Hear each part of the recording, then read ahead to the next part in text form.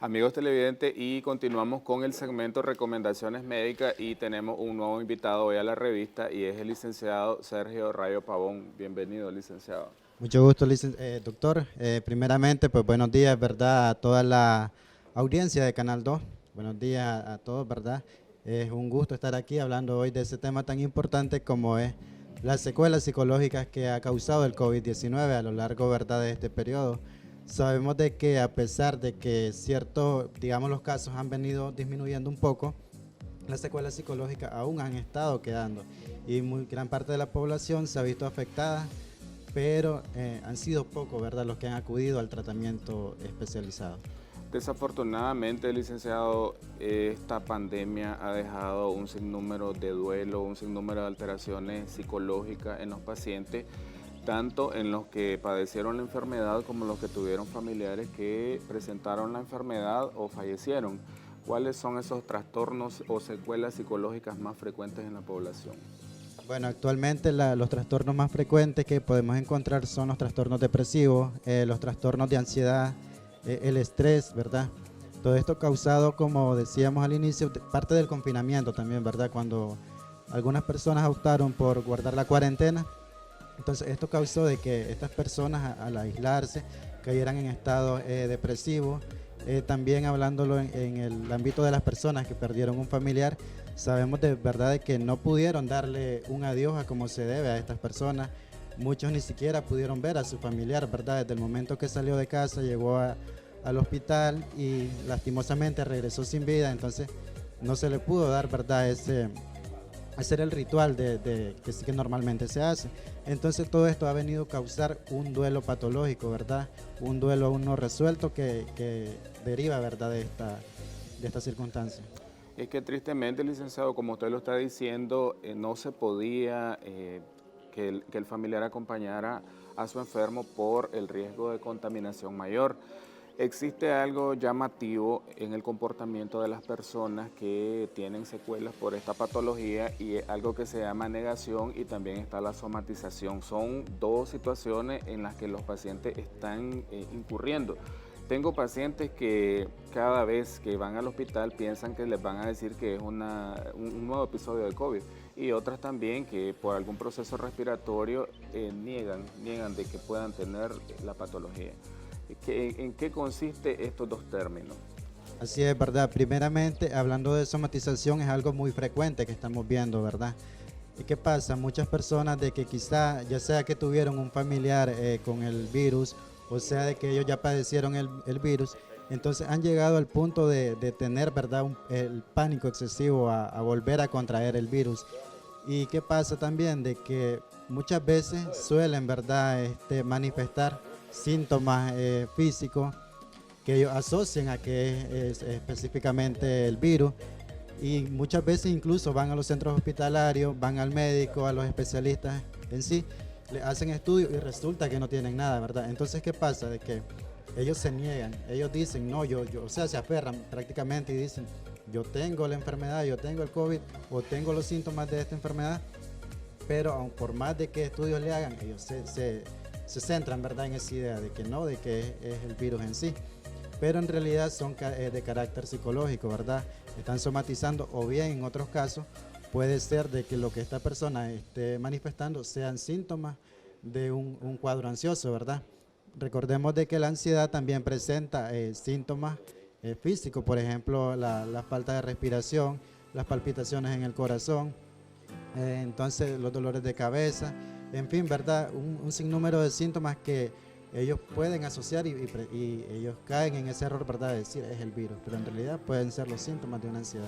En la primera oleada, por decirle popularmente, se pensaba que era una patología que afectaba únicamente a los ancianos, pero en la segunda oleada, por experiencia propia, vimos que afectó a personas de menor edad.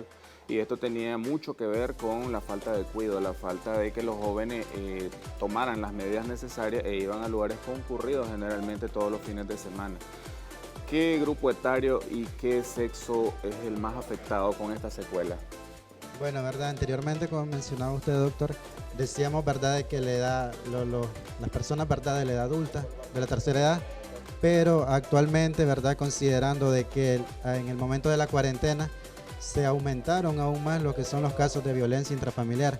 Entonces, considerando este punto importante, podemos decir que la población femenina se ha visto más afectada, ¿verdad? Porque al ser ellas más vulnerables, al estar más presentes, estar más, por así decirlo, ligado o estar presentando más violencia intrafamiliar, entonces obviamente esto ha venido a causar secuelas psicológicas en la salud mental de estas mujeres, ¿verdad? Y no solo en las mujeres, sino también en la niñez, ¿verdad? Porque sabemos, ¿verdad?, de que cuando hay violencia intrafamiliar en el hogar, también sufren los niños que están viendo todo eso. Entonces esto también ha venido a hacer de que las amas de casa en especial sean más vulnerables a este tipo de secuelas psicológicas. Una vez que usted capta personas con este tipo de secuelas psicológicas, ¿cuánto es el tiempo necesario para que ellas superen este problema? Y puede ser crónico, ¿cuánto tiempo dilata y cada cuánto son las sesiones psicológicas? Bueno, verdad, en cuanto al tiempo, sabemos, verdad, de que como el virus ha ido evolucionando, también, verdad, cada vez más van evolucionando la manera en que se afecta la salud mental de estas personas. Hay personas, verdad, de que pueden llegar a pasar meses, incluso hasta años, verdad, y sobre todo en aquellas personas de que no se han atendido, verdad, que no, porque un punto aquí interesante es que las personas, aún sabiendo de que están afectadas emocionalmente, no tenemos lamentablemente en nuestro país esa cultura de decir voy a ir a un especialista en salud mental a revisarme, ¿verdad?, a tratarme este problema. Entonces eso puede llevar, ¿verdad?, meses, incluso años, sobre todo cuando son casos, ¿verdad?, de depresión. Sabemos que esto se va a prolongar aún más. Y el punto interesante aquí en cuanto a las sesiones, ¿verdad?, las sesiones pueden ser una vez por semana con una duración de 45 minutos por sesión. Sabemos, licenciado, que en toda patología es muy importante el apoyo familiar, porque si el paciente, además de su patología de base, existen otras comorbilidades asociadas y no hay ese apoyo emocional de la familia, ¿cómo influye esto más en la psiquis del paciente? Aquí, ¿verdad?, el punto esencial es el apoyo familiar, como usted menciona, porque muchas veces pasa, ¿verdad?, de que quizás el paciente está expresando su malestar en este caso, la familia, que es el grupo más cercano que tiene. Pero ¿qué hace muchas veces la familia? Muchas veces dicen, minorizan, en verdad, el problema del paciente. Dicen, vos estás loco, esa es pura mentalidad tuya, eso se te va a pasar. Y no es así, ¿verdad? Y también un punto interesante es tener un equilibrio, ¿verdad? Saber qué le vamos a decir a nuestro familiar. No podemos caer tampoco en el alarmismo, ¿verdad? Porque muchas familias cometen el error de que tal vez el paciente, les está expresando el problema en sí y ya vienen y lo hacen más grande, ¿verdad? Y lejos de dar un apoyo emocional, más bien están afectándolo aún más porque le hacen creer que en realidad está grave, que en realidad está bastante mal. Y no, ¿verdad? Siempre se debe tener un cuidado con qué le vamos a decir a nuestros pacientes y a nuestro familiar en este caso, y sobre todo motivarlo, ¿verdad?, a buscar esa ayuda profesional. Hay otro tips importante que la población debe conocer, que algo que se llama el síndrome de bata blanca. Tenemos muchos pacientes que no necesariamente secundario a la secuela psicológica del COVID, sino que siempre que van a un hospital y ver al personal médico o de enfermería, ellos ya empiezan a tener algunas alteraciones en los signos vitales, sobre todo en la presión arterial.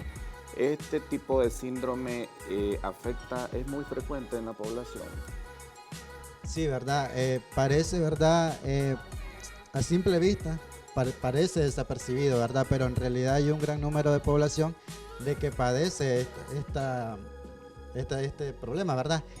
¿Y qué pasa? Asociándolo a la situación actual que estamos viviendo en el COVID, creo que se ha aumentado aún más en el sentido de verdad de que muchas veces estos pacientes, ¿verdad?, al acudir a un centro hospitalario o estar en contacto, ¿verdad?, con el personal médico, ellos piensan, ¿verdad?, en que por el simple hecho de que voy a ir al centro de salud, al hospital, voy a contraer el virus, asociándolo de esa manera. Incluso he escuchado a muchas personas que tal vez van ¿verdad?, al hospital, al centro de salud por cualquier X o Y motivo, y ya estando ahí dicen, mejor no hubiera venido, que voy a contraer el virus, que voy a agarrar el virus. Entonces, así es. Licenciado, es un tema bastante amplio, muy interesante para la población en general. Le agradecemos su visita, esperamos tenerlo en futuras ocasiones.